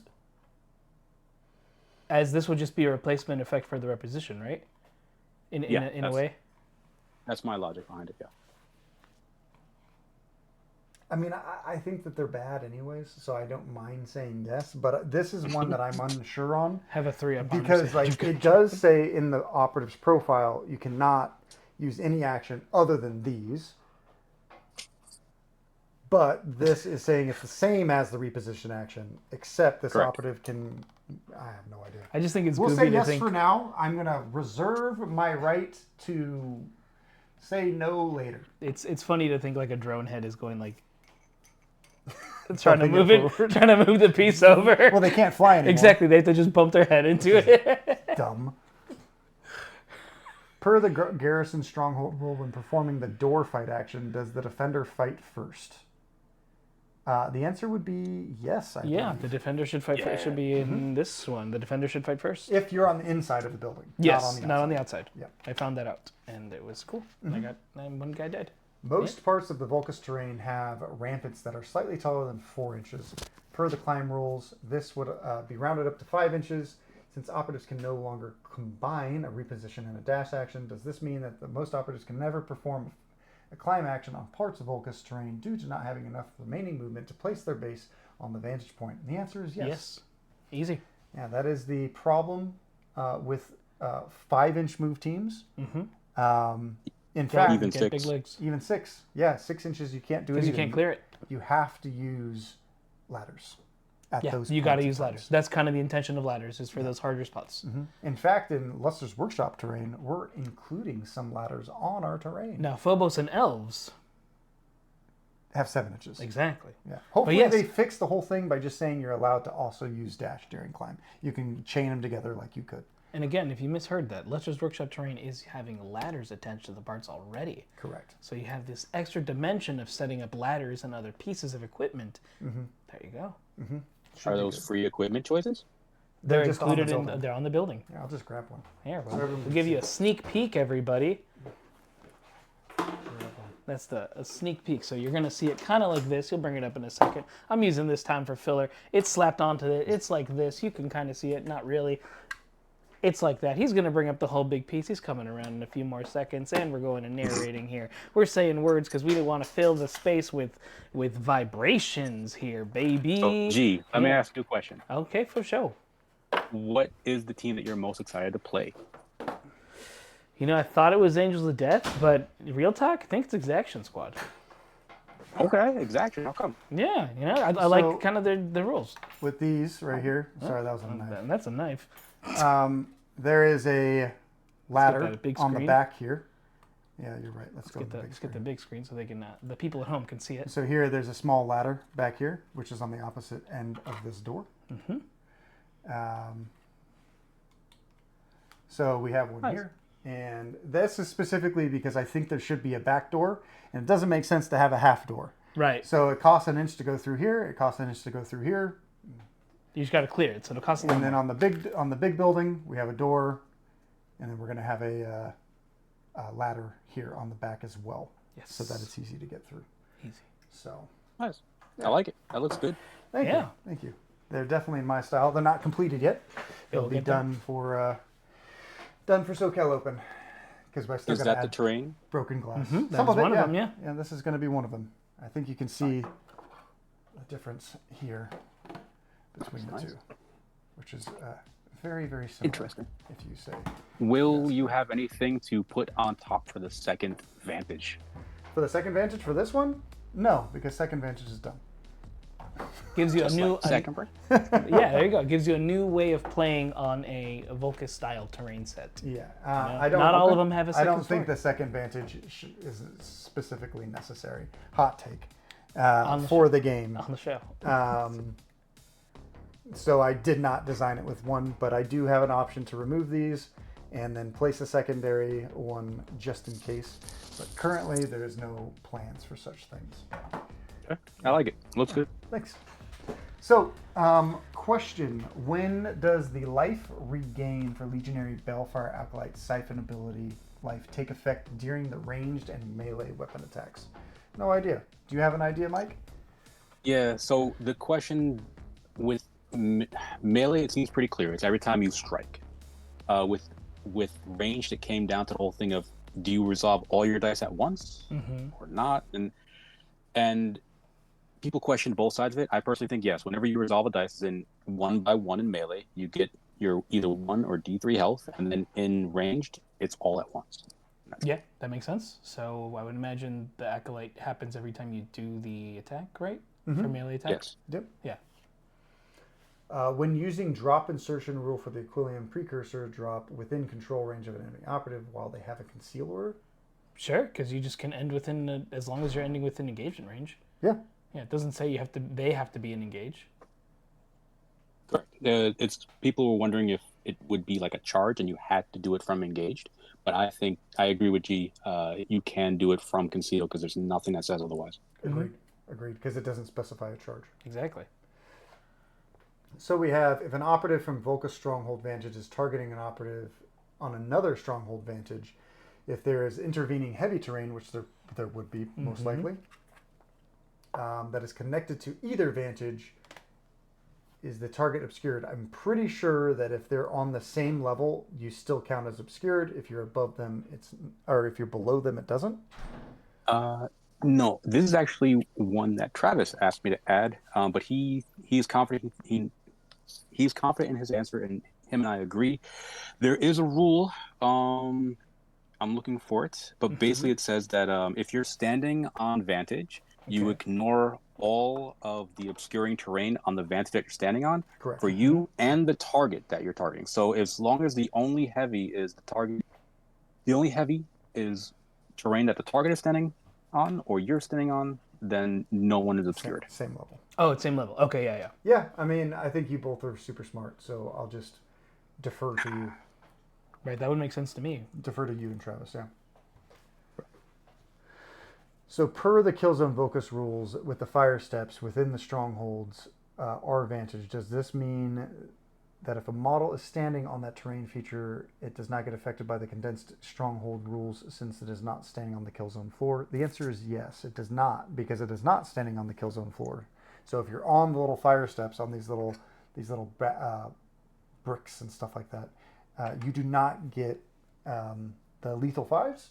And also, Yes. another fun thing is, if you're standing on one of these bad boys, and this is not more than an inch, you can use the jump ability so you don't have to climb out. You can jump And just get over it. and then land on the other side, which I thoroughly enjoy. I think that's a really cool That's a really nifty rule. Yeah. I remember to use that. How sure are you about that? I think we talked about this in Jump, Mike. You can ignore anything up to an inch in height.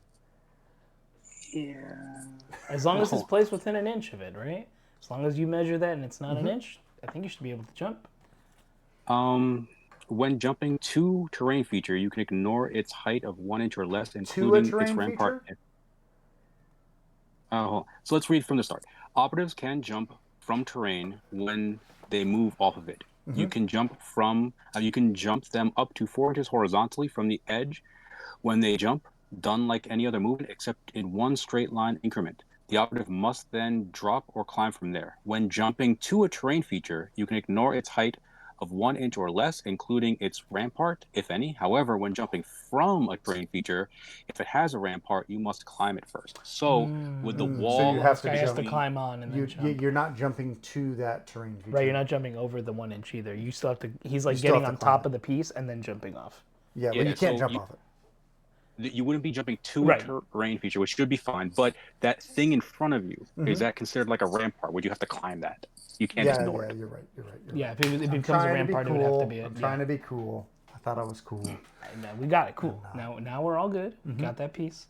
Okay, If so you want to hear something really cool, we're at the end because these next questions don't need to be answered. nice. They don't need to 'cause be these answered. these are second edition facts. Yes, these are all like we talked about in the middle of this a few times. Giacomo and we're in agreement that the old second edition FAQs should not immediately and automatically transfer over to third edition. So I started relisting old FAQs that likely should still apply, and it's up to GW now to say which ones do and which ones don't. But that's up to them, 100%. I agree. I think that most of these I would just defer back to the old FAQ anyways. If somebody asked me the same question. The rotated one you mentioned earlier, much earlier in the stream, is in here. So technically, Yeah. you have to wait. So Yeah. you know. Exactly. Yeah. So I mean, this was a very long stream today, But informative. but informative, and I doubt it's going to do well on YouTube, but that's okay because we're here for anyone who wants to learn deeply about the edition of Kill Team and wants to know about all these things before Games Workshop addresses hopefully the majority of these questions. And if you don't, or your local TOs don't, you can direct them to this video and see if they can watch all 4 hours of these two questioning clips. Because unfortunately with this edition, I think me and Mike have talked about this a lot. There's so many things that are just unclear. And when we're trying to get the rules down correctly, or when there's small mistakes like the Cursemites or the Zangor not having 8-inch pistols, stuff like that, you start to notice mistakes. The blooded guy. Oh yeah, the corpsman doesn't even exist in the In the days. roster option Yeah. or the build a list guy. Yeah, like so we can- we we should can go to mention you blooded. can use him. Yeah, you You can use him. Just they forgot. Yeah, this guy I'll right put here. that in there. Like the blooded, right? We scroll down here. Where's the corpsman? Nowhere to be found. I guess he forgot to show up. That's exciting. But then Okay, you go let's to see the if we data. can find him in the thing, right? Huh. Chieftain, Grenadier, Butcher, Commsman. And there's oh, the there's a corpsman. corpsman. Huh. Guess he's not a valid operative if we're going raw. Nope. You know, I think that's a little And ridiculous. Zangors have unlimited range with their pistols. Bam, bam, bam. Yeah. So You know what you gotta do? For anyone who made it to the end of this, you got to put like a little hot word, a buzzword that you'd be like, if you mention this against someone who's playing the blooded and they bring the corpsman, we'll come over there and tell them that they can't use that operative because you made it to the end of our video. I see. I thought you were gonna say give them a double hello. You know. Oh. We're at quadruple. We do 2 intros, not double hellos. That's true. Yeah. We're legally different. Yeah, and now we have to do an intro for this video. Ah, yes. All right. You ready for this one, Mike? We're gonna have to fake it without Jonathan. Oh. Okay. Twitch chat. You guys should. Somebody gave us a triple hello. Thanks. Wow. Triple hello. I think that's something that Glass does for his Patreons. You should go subscribe to Glass. He's been putting out some good content. Yeah, recently. man, he's been coming around. Yeah. Subscribe to his Patreon. All right. Welcome to part 2 of Hot Takes, Tabletop Hot Takes. Today, I'm your host, Dakota. This is my other host, Giacomo. And today, we have Jonathan and we have Mike. Mike, say hello. Hey, guys. So today, this is part 2. It's a really long episode. We're actually recording this part at the end because we didn't realize how long this was going to be. We're answering everyone's burning desirous questions for Kill Team and all the hard, frequently asked questions that we've been seeing on Reddit and on Discord. So stick with us until the end. It's going to be good. Part 2, it's basically 2 hours long, just as well. We hope you enjoy. Let's get into the first FAQ For of today. this second episode. Okay, that's fair. Start it all over again. Let's go. And there you go. All right. Break. I guess I'm not sleeping. Yeah, so, I dropped the ladder again. yeah, we're starting again, you know? Yeah. Somebody can be a hero like they did. So there's this guy on our YouTube video, right? Uh-huh. I don't remember his name. I'm sorry, my guy. You're a hero. You're a legend. He was like, he literally went through our whole video and time-stamped all of everything. Because I tell you What a real G. I wasn't going to do that. I wasn't either. So like, he is the hero that we all deserve, right? Is that the Batman quote? That's the Batman. Yeah. He's the hero we don't need right now. He's the hero we deserve, or something like that at the end of the Dark Knight. Yeah. Shout out to that guy. Yeah. You know, appreciate you, homie. Oh man, what a good one. What a good one that one. Ooh. Mike, how was it your first time creating content? I know people in your local area has been telling you that you should be making content as well. It is relatively easy as long as you don't edit it. I mean, that is one of the things, like, once you start editing it, it feels like a job, and I already have one of those. So. My guy, we're not editing this. No, Exactly. We're not just hardcore. This is going to be done in like an hour. Yeah. But I get that too. I get that. You know, it can feel like a job. Yeah, it definitely can feel like a job. You know, and you're already doing This the Emperor's FAQ, will, so, the like- Emperor's will, like by doing all this FAQ stuff, and I don't think you get recognized enough in our community, knowing that maybe you do. You know, if you guys have burning questions, go to Veradors on. Oh my God. You're gonna have to turn your Discord DMs off, my guy. You know, you can I'm find going him in command point. I'm going to add a squad game specific FAQ of how to pronounce my name. Oh, Voradors. My bad. Dude, I called my wife Saya for the first 2 years that I knew her, And she still married you. and she still married me. It's just how charismatic and dumb I am, you know? That's great. Yeah. Yeah. I'm bad with names. It's all right. But yeah, man, Same. that was a good hot takes, you know? Those are great hot takes. Yeah. You know, less takes, more FAQs. But yes, Well, these are all kind of takes in themselves. I guess that's true. You know? They're like, hey, you know, Can I be sweaty? can drones move with Portable barricades? That's you know? honestly one of my favorite ones. I like it. Yes, they can.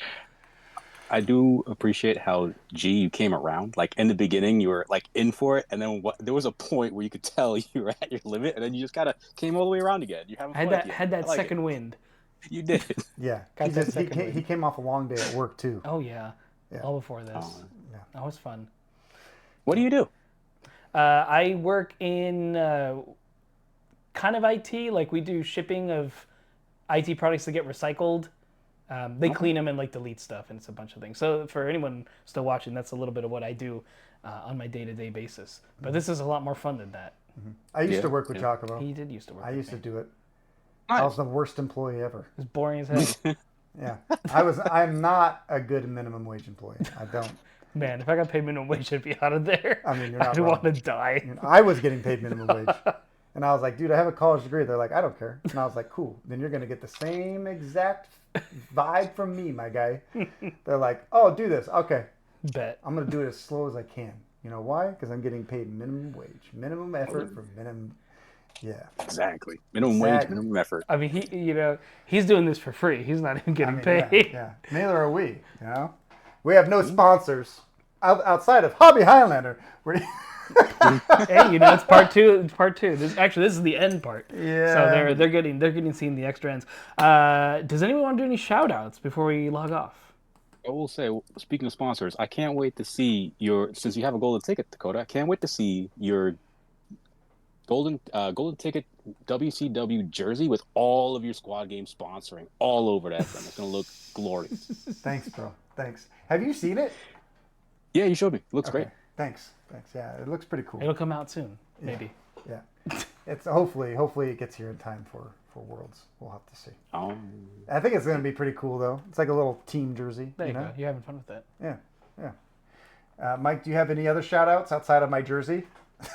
Actually, yeah. What's up? I'll be hosting a Learn to Play 3rd Edition Day this Sunday at a new store in Irvington, New York, called New Kawaii. They're going to be getting into Warhammer based on how well this goes. So we'll be trying out a Learn to Play Day this Sunday. I'm going to do another one in November, and then the first tournament there will be I'll host that as well, and it'll be in probably January of 2025, kicking off the new year. And if all things go well, they're going to be carrying Games Workshop merchandise and making it regular. Yeah, well, if you're in the New York area, make sure you go and support Mike so that store will become a regular for your guys' area and your guys' scene, because Mike is a great TO and he's a great guy in the community. Make sure you show him love and support, just like we do here at Squad Games, because he's a very big and valued member for me in the community. Hey, I appreciate it. Yeah. I would like to shout out both Mike and my buddy Ronnie. We play League of Legends Wild Rift at night sometimes, and we have a blast, Sometimes we all int, sometimes we get to master, or diamond, we crush some kids sometimes. So, but outside of fun and games, I want to shout out, just G and everyone else in the chat making it possible, and all of our Patreons. Thank you guys for helping support us as a crew.